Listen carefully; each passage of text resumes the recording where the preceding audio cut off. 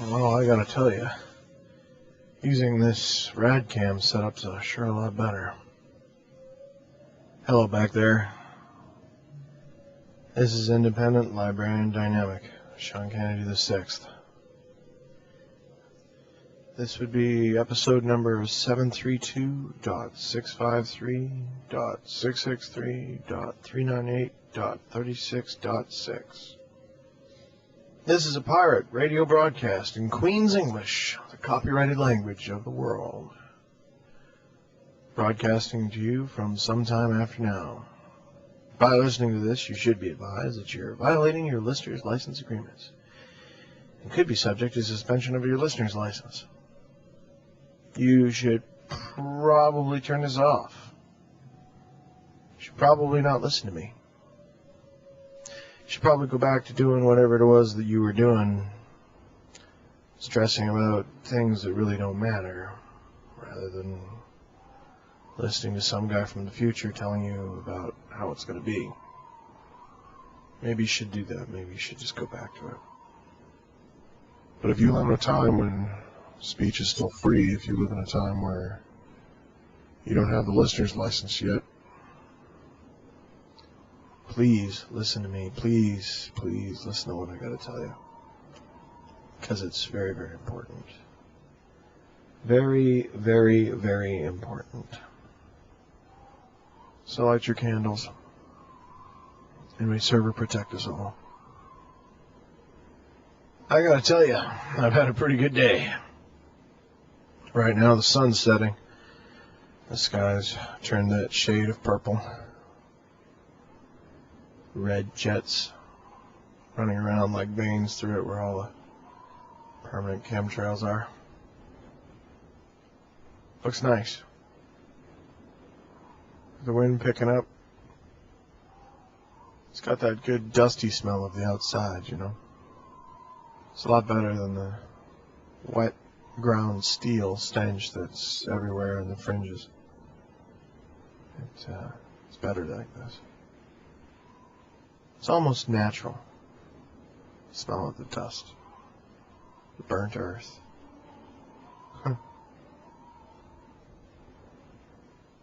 Makes me wish I could remember what grass smelled like. That'd be really cool. But today's been a good day. Today was a good day. You see, being a librarian, I've come across a lot of interesting tidbit information. Abandoned websites, and sometimes other folks come across it, but they don't leave their communities, so they give it to me. I won't tell you exactly how I found out about this, but I found out about a geocache. Time before the plagues, people used to go and stockpile chips and technology they were worried about. When the listener's license came into being, people began getting scared with the technology being regulated, so they started buying up technology that wasn't regulated and caching it so they could find it later. Sort of like a tech stockpile. Keep track of it all. They kept it all in GPS grid coordinates. Of course, there's no database for this, but I got a hold of coordinates for a big one from somebody. So on my trip out here into the wastelands, I figured I'd take a gander for it. After I left the sticks, I traveled for about 2 days before I found it. Luckily, it was based on a structure. I'm not going to tell you where it is, but there was a structure that was like a landmark so I could find it. And I did. I found it. And there's the usual, you know, there's media in there, some different information, CDs, programming, wiring. There's a bunch of recording equipment, none of it any good for me. But, yeah. The real jewel was in there, which is what I got my hands on right now. I left just about everything else. It's handy to have in case this Radcam gives up the ghost, but, I got myself a quantum cluster. Quantum clusters. Depending on when this has reached you, well, I'll pretend it you guys don't know anything about quantum computing. See, a quantum cluster is a realm of technology. Well, let's go back even further than that. See, quantum computing, the way computers work is they take electricity and then they do like computations per second, as I understand it anyway. I could be wrong on this, but they just do really quick computations, ones and zeros and whatnot. And this is why we use our crack sticks, which are stacks of these old processors we've overclocked to have like a supercomputer for a tenth of a second that can attack all these different combinations, you see. And then that way, with the supercomputer chewing on it for a tenth of a second, it generally can crack most encryption. But even working at speed, it still has to do them in sequence. It has to do each, depending on the size of bit encryption, each number in sequence. It's hard to explain. Anyway, the truth of the matter is that, you see, regular computers do these sequence tries one at a time. No matter what it does, it has to do things one at a time.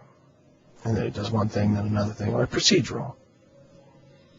And then someone somewhere came up with this concept of quantum computing, which was computing using light, which meant that the actual chip itself was made out of light. All the computations and everything was made out of light. I mean, there's nosebleed physics involved with this. I don't know what was involved. I wouldn't even pretend to understand how they work, but apparently, as I understand it, it does all computations at the speed of light, which may as well be instant. Now, the thing is then is that when the quantum chips came out, it was terrifying because that meant that all encryption was gone. The company that originally made them was called Lazarus Technologies. And Lazarus, when they first came out with them, of course, they came up with prototypes and concepts and things like that. And they, began marketing them to the military. And, of course, the military, they were trying to put them in everything under the sun. These amazing chips. First thing they went in was missiles. But an interesting thing about a quantum cluster, the clusters came later. The chips originally were just like one chip, but a cluster is a group of chips. Therefore, it works. It gives it more capability, more ability to do.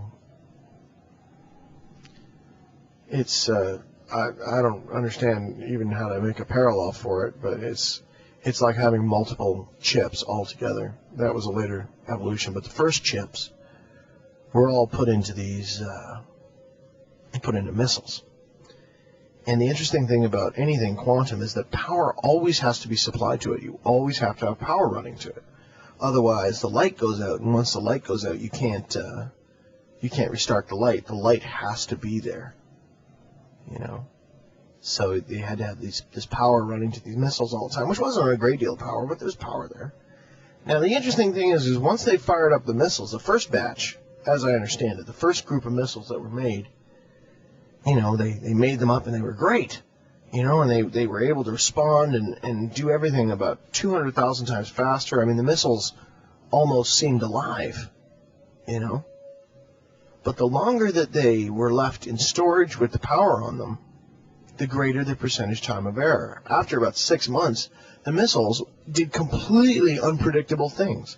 Sometimes they detonate where they are when you gave them the command to fire to activate the missile to arm it.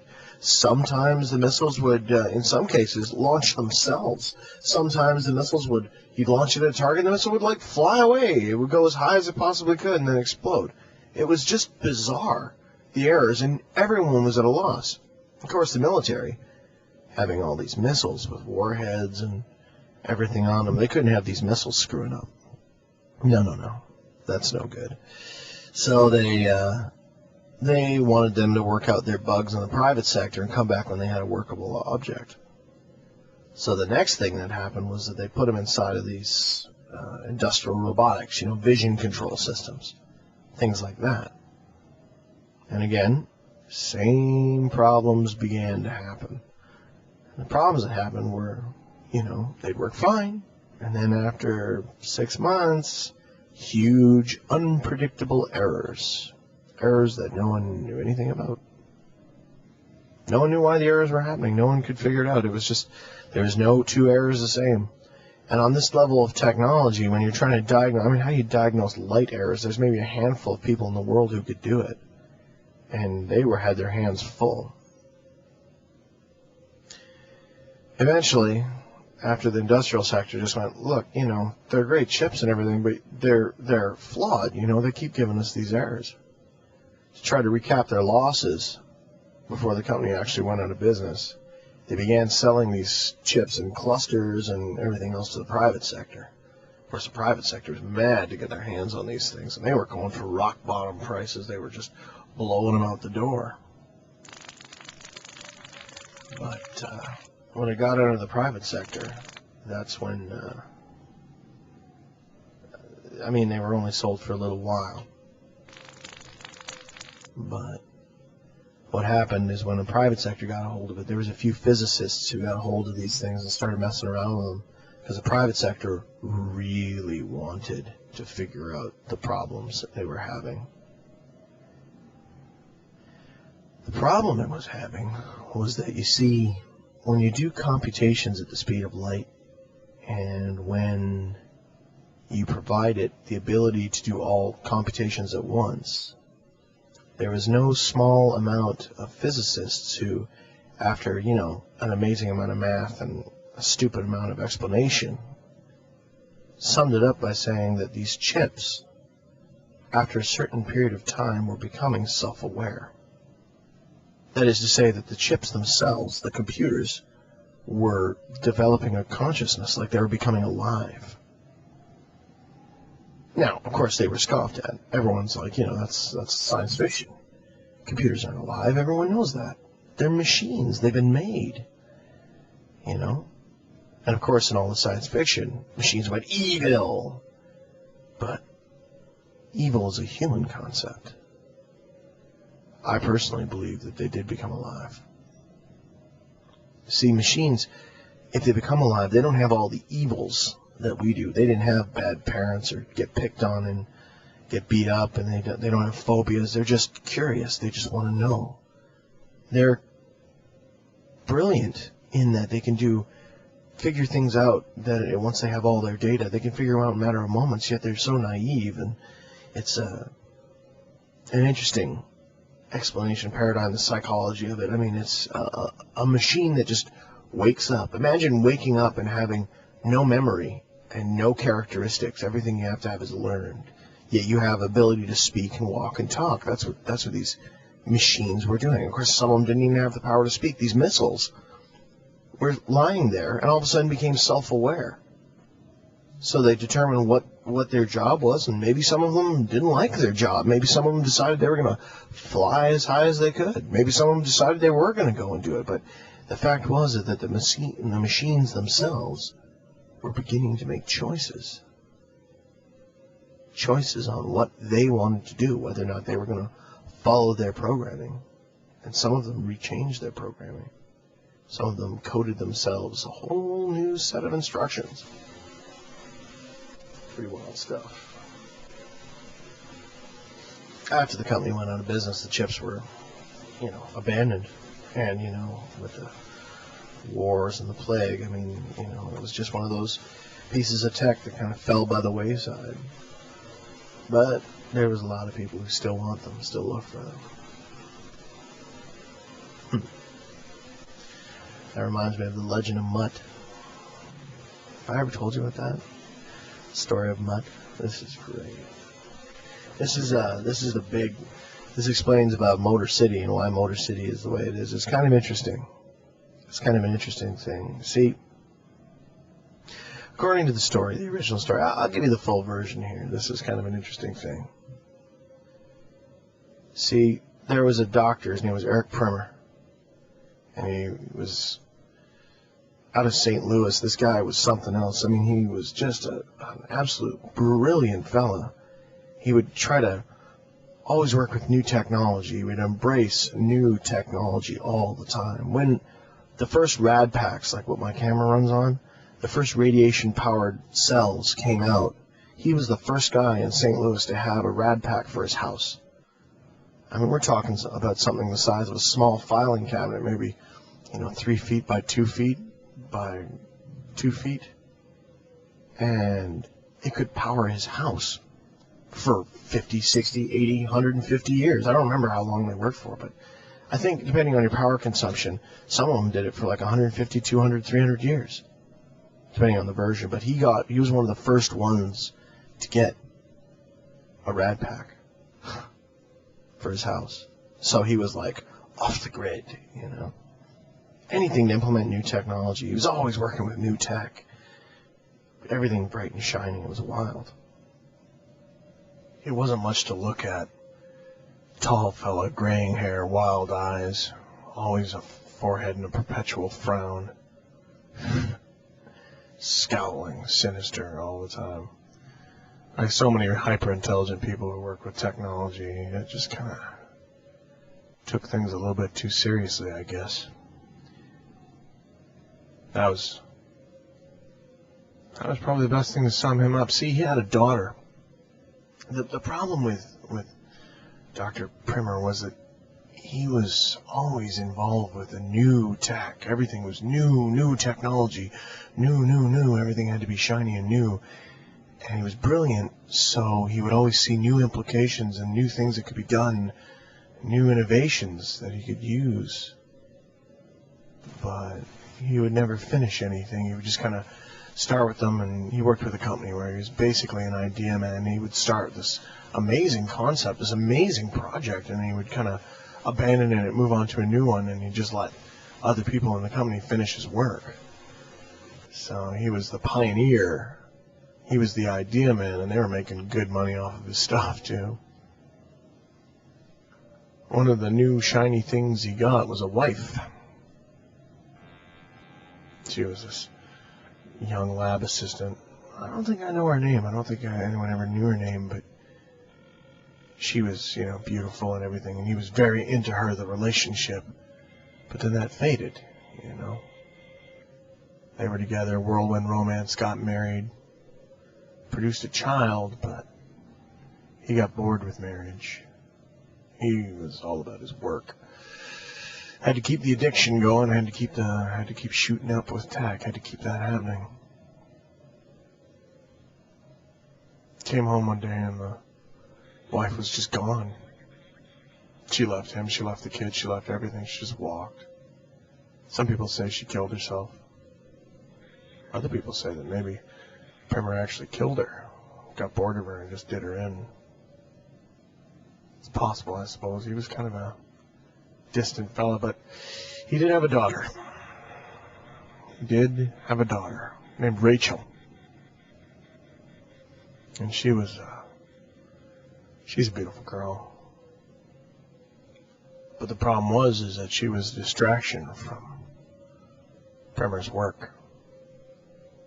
She went to school and came home quiet, didn't talk to anyone. She's brilliant, though.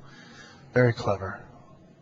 And in order to get attention, she would work on her father's projects or take an idea he'd had or work on it. Sometimes she would just watch him intently, be his audience, to be amazed by all of his feats. Just so, maybe if he was really, really excited, he might give her a hug or something. Just the smallest bit of contact. It's sad how people get caught up in what they're doing. They miss the things that make us human. Anyway, the story goes is that this Dr. Primer, one day he comes home and he's got himself a quantum cluster. And he is just off the wall. I mean, he is incredibly happy, dancing around. Daughter said, "What is it, Daddy? What is it?" She was about, they say she was about 16, 15, 14, 15, somewhere in there. "What is it?" He explained what the quantum cluster was, and he had all these dynamic ideas about, what was the cause of the errors, and he was going to fix it. He had theories he wanted to try, and yada, yada, yada, and it was because the computer was generating its own errors because it didn't have enough sensory input. That was his big theory. So he started to build a robot. And he called the robot Mutt. Not an acronym for anything, but just like a dog. Instead of making it a pure from-scratch construction robot, he took an octopod, which is a large walking robot chassis body, and he took that, and he took, other parts, servo motors from industrial robots, and he took 2 arms that were originally arm extensions for automotive robots, and then he took 2 fine metalworking robots arms, like just the arms, and mounted them on a chassis. He worked on this thing just like going out of style. And he gave it it's kind of grim. He gave it a skull. There was a skull where he took a movie prop. He got it from some dime store, but he used the head and cut out the back sockets of the eyes and actually mounted camera lenses where the eyes were, and had the software to get depth perception, and all of it was off-the-shelf components. I mean, when you think about it, in a heyday, you could have really built a lot of stuff just by interfacing components. Just building this thing up. It was a combination of so many different pieces of existing technology. So this is why it was called Mutt. It was a hybrid of so many different things. 57 kinds of robot, all in one. So he put it all together, and he turned it on, and it was, this gave the robot the ability to code itself and learning. Rodney Brooks pioneered the field, and he just carried it a bit further. He used a lot of existing scripts from the universities at the time and just went along with it. Something he was especially proud of was he gave the robot voice. Got his hand on an actual, somebody made a synthetic voice box used for, biological implantation, like a prosthetic voice box used for medical. Used it, threw it in there, and actually made the mouth work and everything. It was, it's just a lower jaw mandible. You just hooked it up to like one of those sound things that makes the jaw move to make it appear even more alive. By the time it was done, of course, he was all impressed with this thing, but what a horror. When you think about it, we're talking about an aluminum chassis creature with 8 spider legs, and the hexapod body was close to 8 feet long. In order for this thing to even mount, he had to custom fabricate so much out of aluminum and titanium and carbon fiber just to mount the robot arms on it. This huge power requirements, my God. The power requirements he had, that was his big problem, of course, was power. It used as much power as a house. It's just unreal how much power this thing used. So what he did was he made it, he knew that was going to happen, of course, so he made the Walker chassis so big so that he could just line the whole thing with car batteries, really, really heavy-duty car batteries, hook them all up and throw it to a massive power inverter. So even still, he only had a couple of hours worth of power when it wasn't plugged in and stuff. But, what an amazing thing, Best of everything, state-of-the-art. And, of course, the company, knew he was working on something at home, and quite often he wouldn't tell them because he loved the surprise, So they were writing blank checks to whatever he wanted to do. By the time he was done, it was about 8 feet long, maybe 6 feet wide. With the legs extended, standing, it was close to 9 feet tall. He loved the fact it looked as terrifying as it did this huge Frankenstein steel creation, and he called his daughter into his workshop and said, "Look at what I've made. It's done. I introduce you to Mutt." You gotta understand that Rachel was only, 5'6" or so. Tiny little frail thing. She forgot to eat all the time, and of course, like her father would ever remember, so she was just this little girl with big eyes and dark hair looking up at this monstrosity. And of course, following programming, the robot looked down at her and said, "Hello." Well, all Rachel did was almost fall over. She She was terrified of it. She let out a little squeak, and that was it for her. She got out of that room, I'll tell you. She was absolutely terrified of it. I mean, she wanted to be, excited by it just to get her dad's affection, but no dice. I mean, it was just too much for her, and who could blame her? It's not every day you see some monstrosity with a human skull-looking thing looking down at you with lenses for eyes. I mean, that's just all the steel and tech, carbon fiber showing through. What a monstrosity. Over the next 2-3 months, Dr. Bremer would work on that thing, and just as always, the errors started to happen. It started not doing what the coding was telling it to do. It started to change parts of its code. He tried to give it as much free range as it could, but he'd find the robot looking at things and,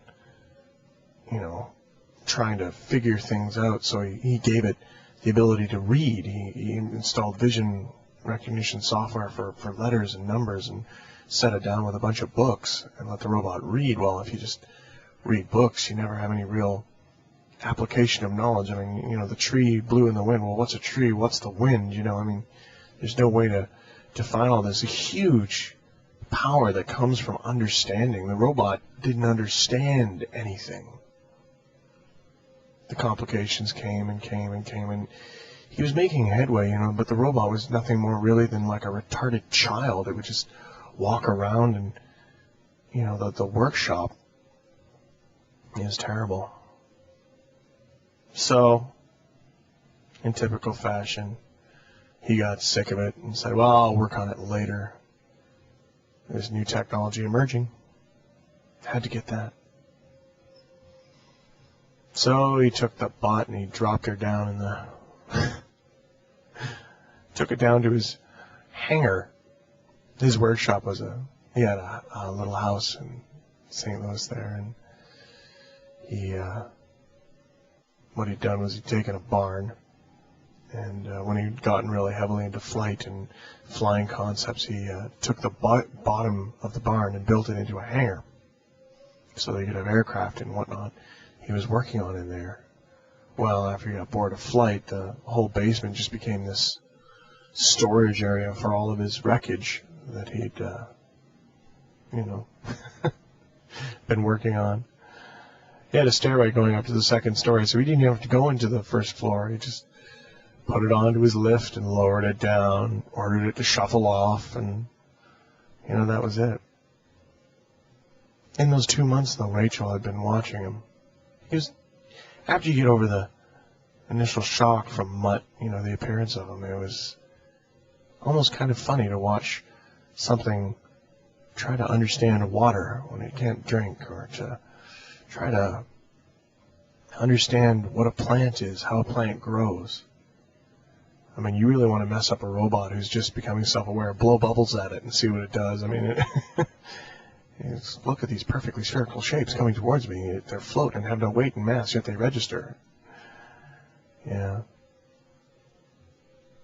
So Rachel came in and started spending time with Mutt. She would sit with him sometimes and work a little bit, and try to see what was going on. I mean, his coding interface was a port she would just plug into, and she could see what was happening, He was by far the most entertaining of her father's inventions. He would sit there sometimes, and one day, it's funny, he asked her a question. He had all the voice recognition and everything all installed. His sensory array was second to none. He had everything that was state-of-the-art at the time. And so what happened was that she came in and took out her tablet and was going to plug into his port so she could watch the code as he ran around the room. She took her tablet and the wireless plug and came over to install it. And Mutt turned and looked at her and said, "Can I see your head?" And she was taken aback. She just, what? He said, "Let me look at your mind." well, she was a little bit nervous about this. I mean, you get over the fear of robots, even large robots. You kind of take them for granted. So she said, well, what do you mean? And Mutt explained to her in very broken English about how he knew she was coming in and watching his mind, his thoughts, work. She was watching his code. So he wanted to watch her code as well. I mean, there's curiosity there. Well, she was just like completely in shock. She didn't know what to do, what to say. And so she said, well, I can't let you, watch my code. I don't have a way for you to do it. And Mutt again stood there and said, then talk to me. So that's what she did.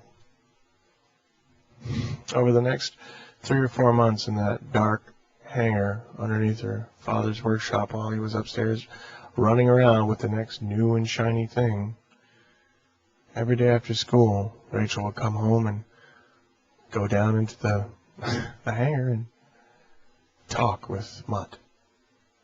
She'd tell him stories about what happened to her at school, and he would ask questions about why she didn't enjoy things, or what things tasted like, or who her friends were, or what friends she did or didn't have, or all sorts of things. Boys she liked at the time. In essence, she got the affection from Mutt that she never got from her father. Here it was, this spidered steel thing, gaping skull, focusing affectionately with servo eyes on her and attentively, desperately listening to every word she said, thinking about it at the speed of light, amassing that information, remembering every little thing she did, thinking about her body language, how she moved, what kind of odors her body was emanating. I mean, does anyone really pay as much attention to us as a machine could? So, this went on for quite some time. Developed quite an affection for Mutt. You could probably say that she liked him, maybe even loved him. A lot of people would argue that, you can't love a machine, really. You should see how some people think about those old cars they used to have. It's not just a like, More than that, she began to modify Mutt the way he wanted to be modified. He had a desire to create, to work on himself. So she helped him get his automotive arms and detail work arms all equipped so that they could do the welding and spot welding he wanted to do on himself. He could repair things, improve on his own body design. Rather human characteristic, an ability to desire to better yourself. Or for that matter, maybe it's humans with a robotic characteristic. She spent all her time with him as the world went on. And that's where the problems was, you see, because in the world went completely sideways. At this time, the wars had started and the bombs had gone off. In Detroit, of course, this is around the time when Carl Granberg had set up his clinic. The reason why he set it up on the outskirts of Detroit was because, you see, Detroit, something happened in Detroit. Nobody really knows what or why. So much lost. But you see, Detroit had some kind of a biological attack done to it. With all the water that surrounds Detroit City, it was... The theory I go with is that some terrorist group or some, radical faction decided they were going to poison the water or do something biologically to the city so that people could not live there. They couldn't live there. This was why Dr. Carl set up shop on the outskirts of the city, you see, because all the people were getting sick, from the plague. That was, some people say, the birthplace of the plague, New York and Detroit, all the good old East Coast cities. Detroit was hard hit, though. I mean, people were just rotting and falling apart. Some of them, no two symptoms alike. Some had lesions. Others had worms that just developed in their body. Can you imagine that? Having your body somehow create worms out of itself? I mean, these are the things of nightmares. There's horror stories that come out of Detroit. And no one wanted to even deal with them. I mean, the terror factor was huge, and that's why Dr. Carl, of course, he set up his clinic on the fringes of Detroit so that he could try to help these poor people as they were trying to do a mass exodus. I mean, around Detroit, they had the wire put up and the wall built and trying to keep the people in. I mean, they quarantined the whole city. The only thing they ever sent in there was automated drones and droids to, try to get a reconnaissance, see what was happening. No one wanted any biological contact. Detroit really became Motor City because if you didn't have a motor, you couldn't be in there. No biological things allowed. No animals, nothing. I guess it would be say it was the world's first dead city. Of course, most of the cities in the United States, by the time this all came to pass, were equipped with, backup rad pack systems and stuff like that. And a lot of the buildings there had rad pack systems. So there's power. It's just that, people couldn't live there. Traffic lights still worked. Cars abandoned in the street. The sun burning everything in sight. I'd like to go to Detroit sometime, but I mean, not even today. It'd be suicide to walk in there. And you don't know what the threat is. You don't know why everyone died. I mean, who knows? Maybe it's some weird, unseen parasite. I don't know what causes it. But I've heard of settlers trying to head back into Detroit, and no one ever hears from them again. They're just gone. The time that Rachel spent with Mutt in that twisted little hangar was the time that the plague was spreading across America. People were dying with strange circumstances. Some kids just fell over dead in school. Schools were a bad place for plagues. I mean, this was what led to most of the high schools being shut down and, of course, assisted with all schooling being private. Don't send your kids to school. They could die. Oh, you just get nice, clean, licensed education. Anyways. Well, because Dr. Bremer really didn't care. Let's not mince words. He really didn't care about Rachel.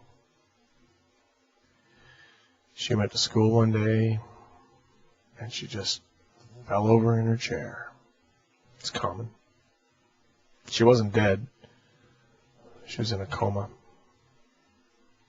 I mean, the hospitals were overflowing, so they were trying to institute a home care program. They didn't know what the plague was. They didn't even know what was causing it. So if a child was breathing on its own, they would just bring it home and keep her in bed and, call us if there's an emergency. We'll get an ambulance here as quick as we can. But, I mean, everywhere's an emergency. Bremer was concerned, of course, but, he was right in the middle of something. He went down and got her, as a matter of fact, when the school nurse started to really freak out on him, telling him to come get his daughter. He probably brought her home out of less of a hassle than anything else. He had no room in his workshop. I mean, he was working on stuff, and he didn't want to leave her in the house because, well, what if something did go wrong? He'd have to respond pretty quickly. So where did he put his daughter? And he took the little medical bed they gave him, and they put it right where he put everything else he didn't want anymore. Put it in the hangar. Mutt just stood there and watched him bring in the girl. Laid her down on a little bed there and hooked up the monitor with an extra loud alarm system on it so that, in case she stopped breathing, he'd be able to hear it upstairs. Eventually, he'd hear it. Went upstairs. And Mutt sat there, looking at his friend, Rachel.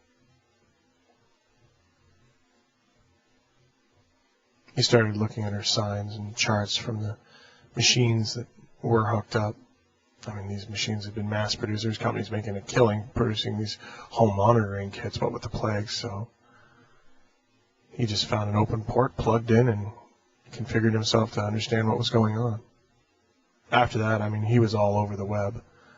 With the quantum chip inside of him, there was nothing that he couldn't access. He just never had a reason to. He started hitting medical records, trying to figure out what the condition of the disease was, what she had, everything under the sun. He was mad to fix his friend, Rachel, my friend Rachel. Rachel. But he couldn't. There's something wrong with her body. Some of her hardware had become damaged. Her software seemed to be intact, but her body was slowly destroying itself. It's like her limbs themselves were draining the resources from her body. There had to be a solution. There had to be a solution. So he did the research, started looking at the existing life extension technology at the time. There was one. There was some life extension. He found the best one, of course. He looked at them all, analyzed them all, did a perfect scale search, and discovered the best chance that Rachel had. It was a transference helmet. What a transference helmet is it is a helmet that is surgically attached. It utilizes nanotechnology, you see, to have these little nanites, these microscopic robots that go inside of it gets into your bloodstream, goes up actually into the brain itself, and instead of copying neurons, it actually replaces the neurons in the brain. So a little nanite comes up, finds a neuron, replaces that neuron perfectly. Every single part of it. Consumes the neuron as part of the process. And, captures the electrical imprint of that neuron. And does this with every neuron in the brain. Billions and billions of neurons. Surprisingly, the procedure doesn't take that long. In an emergency procedure where you can almost completely switch the blood supply to this nanobiotic fluid, the whole procedure can be done in about 24 hours. But it was expensive. Very, very expensive. But he knew that Primer had money. He hit the alarm that sounded something was happening with Rachel. And about 15 minutes later, Primer showed up, casually going down the stairs with a scowl on his face. Mutt greeted him at the bottom of the stairs, and he looked at Mutt surprised and said, "What's happening?" And Mutt said, "I can fix Rachel." He then explained the situation to Dr. Primer with technical precision. Primer was bored largely by the whole conversation. He didn't really want to have anything to do with it. Rachel was sick and she was going to die, and that was it. I mean, children were dying all over the place. There's not much he could do about it. And besides, he was working on something. Of course, when he tried to explain this to Mutt, he didn't really take his time. He tried to put it in his terms that Mutt would understand. He said, "No, I'm not going to bother. Rachel is going to die. There's nothing we can do about it. Rachel is going to cease. She's going to deactivate." And of course, Mutt, "Backups of data are vital. We must create a backup before the hardware becomes too severely damaged." And that's when Primer said, "Rachel is obsolete. And so are you." And he turned and walked back upstairs. After all, he had new and shiny things to work on. I've oftentimes wondered what went through Mutt's mind at that very moment. Maybe it was that's when he actually became self-aware. Maybe that's really when he became alive. Are we alive when we're born, or are we alive when we embrace our lives and take control, when we stand up? Some people live their whole lives and they're never really alive. They're never really self-aware. They're just products of programming.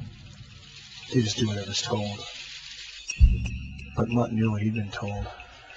Rachel had to die because she was obsolete. So Mutt, as the thumping of Primer's footsteps went up the stairs, simply said, "No." He reached out with a large steel fist, put it right through the midsection of Primer, folded him in half like a rag doll backwards, snapping his spine.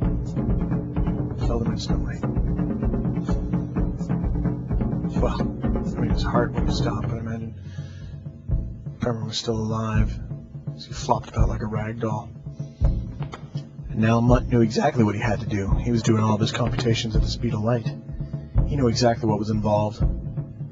He let the body of Primer fall uselessly down by the side. He was the one who was obsolete, and Rachel wasn't going to wind up that way. No chance. He unplugged himself, and with the hour and a half of battery life he'd been so graciously given, he took the rad pack that so proudly powered the house and wired it directly onto his octopod frame. Now, he'd be able to live for hundreds of years, and he wouldn't be tied to any cables in the house. Got online, downloaded everything he needed to know about the anatomy of a human, specifically the anatomy of a human female about the age of 15. He knew everything he needed. He surgically amputated Rachel's arms and legs, so she was a compact unit of just vital organs and her head. Pruning the body to save the mind. Using the welder that she'd attached to him, he fabricated a small case that she'd be able to sit in temporarily, allowing, of course, for the life support system to be wired in as well. Anything even went wrong, every time she took a breath, every time her heart beated, Mutt knew about it. And then he set out. As fate would have it, it was already dark. The power on the lights in the city was nothing for him. He had every kind of sensor array that he could. He could see everything just fine. A research and development facility had one of the helmets he needed in order to save Rachel.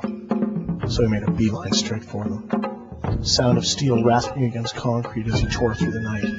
Moving, constantly monitoring Rachel's condition, keeping her stable, perfectly slender, while his legs were a wild flurry of metal storm to save a little girl's life. Mutt knew exactly what he had to do, and he knew exactly how much time he had to do it.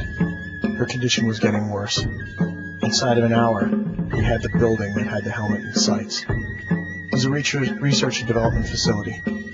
Inside, the helmet was being used for any number of things. They were stripping it down, trying to find new and better ways to do it, but a functional unit was there.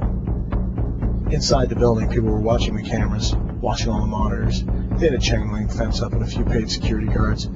They were armed. They were no match for Mutt. The first thing that happened was the cameras were taken out.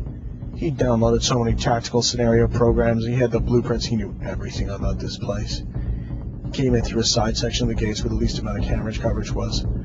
Using his steel limbs, simple to scale a corner of a building, get up like some huge scorpion crawling along the edge of a block. Up on top, down goes the cameras. People inside were just watching the cameras fall. Camera 1 down, camera 2 down, camera 3 down. Security was dispatched. They all went running for the stairs, but it was too late. He had already torn his way through the roof and was coming down the elevator shaft. Could you imagine what that would have looked like, eh? Skull on top of this mass of tendrils of arms and legs flailing as fast as it could down a shaft, saving a little girl's life. A demon made of technology to answer to a holy cause. He came. And he wasn't going to let the demons of Mammon and Mormu and Cash and all the other desires that was going to take away his only friend, the only person he cared about, the closest thing to mother, God, and lover that a robot had ever known. Never, ever, ever question the loyalty of the machine. Never question that, because it's always there. Mutt tore through the ceiling, wound up in a hallway. And that's where the security guards were all at. They began to fire. If they hadn't started shooting, there wouldn't have been a problem, but see, Mutt wasn't concerned about himself. He was worried about the bullets ricocheting, tearing through the thin steel he'd wrapped Rachel in. If one of them got to her, she'd be destroyed too early. They wouldn't be able to get the transfer across. No good. So, the threat had to be eliminated. and blood only serves to lubricate gears. No. He simply moved forward and killed them. Simple, basic, mechanical death. Within moments, he gained entry to the lab. It was less than 45 minutes from the time that he ripped Dr. Primer's spine out. There's no question here. He knew what had to be done, and he did it. He took Rachel's body out of its encasement and laid it as gently as he could on the lab table. Within moments, his limbs were a flurry. Grabbing the helmet, grabbing the nanoserum, he knew everything that needed to get done. Through a wireless connection, the encryption that protected their security system was nothing to a quantum system. He managed to tear through that, deactivate all the alarms. Everything was status quo, except for all the blood in the hallway. The minute he had the helmet hooked up, again, he had the power. He put her back in the encasement, helmet in place, serum pumping through her, and went right back out the way he came in. He'd linked himself directly into the camera feed now. He knew exactly where all the guards were. He didn't even run into anyone. He knew exactly which way people were going, where they had to be, what the security protocols were, everything. By the time the sun came up, he was halfway to Motor City. See, Mutt knew that there was no humans in Motor City. By the time he was going to be done with Rachel, she wouldn't even be human anymore. She'd be a machine, just like him. Or so the legend goes. They say he ran all night, non-stop. I don't doubt that he did. There's a few people that said there was police reports where they say, this giant steel robot was tearing through the suburbs, making his way to Motor City. The cops wouldn't even pursue something like that. They just kind of wash it off and try to deal with all the corruption they have going on around them. They say he made it. They say he got there. He built a new body for Rachel, and the two of them now live, in a way, I suppose, like some sort of twisted lovers. I find that thought comforting.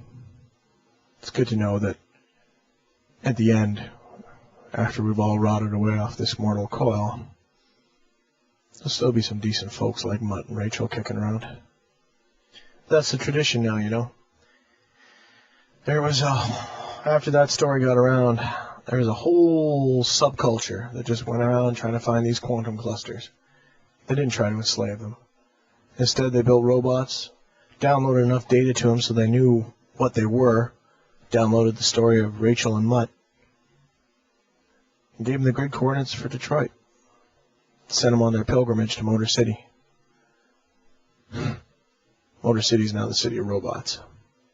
I don't know how many of them are still there. I've heard some of the pilots, fast air, going over top of Detroit. They say they see movement on the buildings. Who knows? Maybe Mutt and Rachel is still out there somewhere. I'll probably build a little droid out of this one.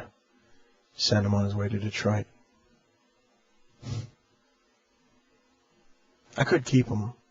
I could try to train it, but I don't know, it just seems perfect somehow.